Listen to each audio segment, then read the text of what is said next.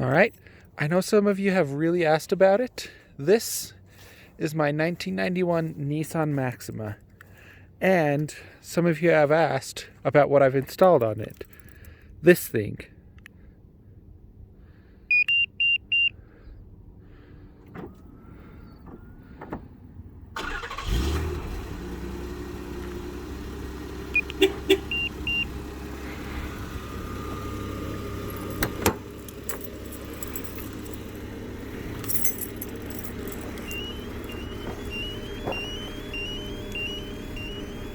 This is my Scytek security system, remote unlock, and remote start.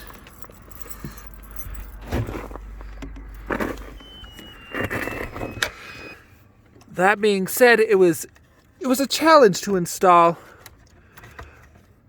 but only because I was not 100% sure of what I was doing.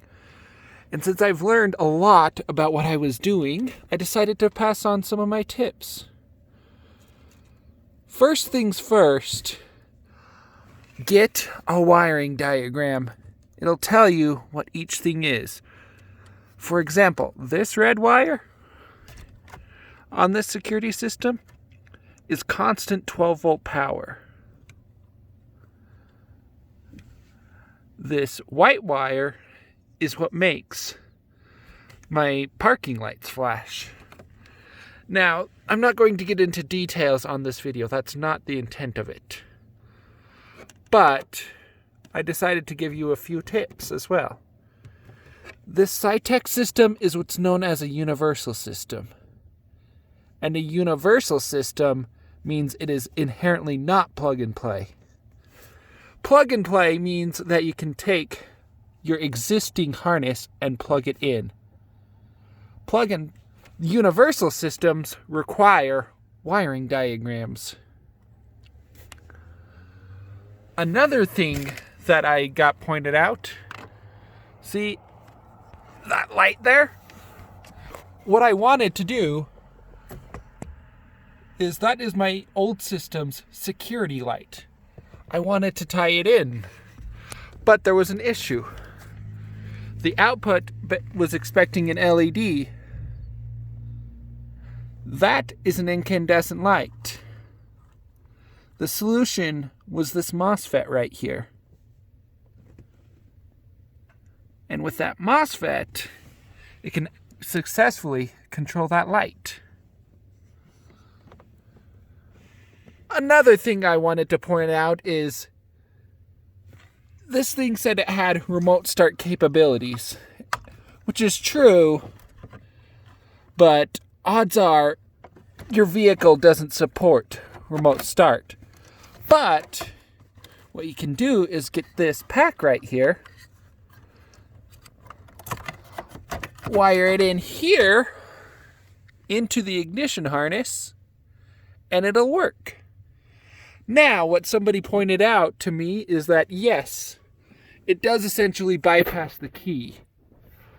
But the issue with that is on cars that if you have no key in it, or say you're in a manual transmission car, it may not work because security features.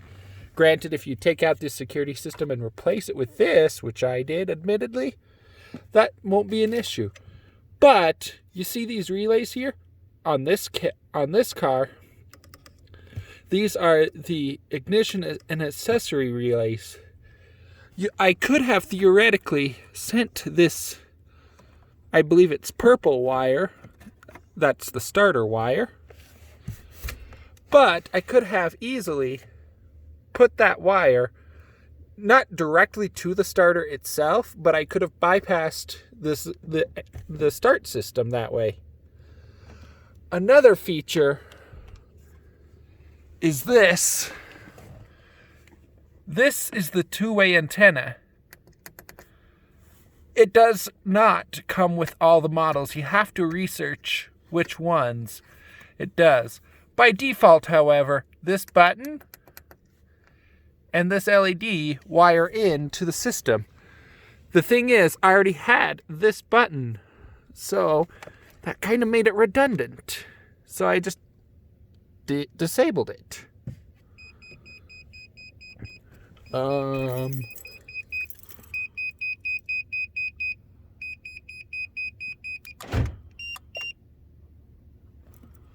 I did something, I'm not sure what. Sorry about that. Hang on. Bloopers.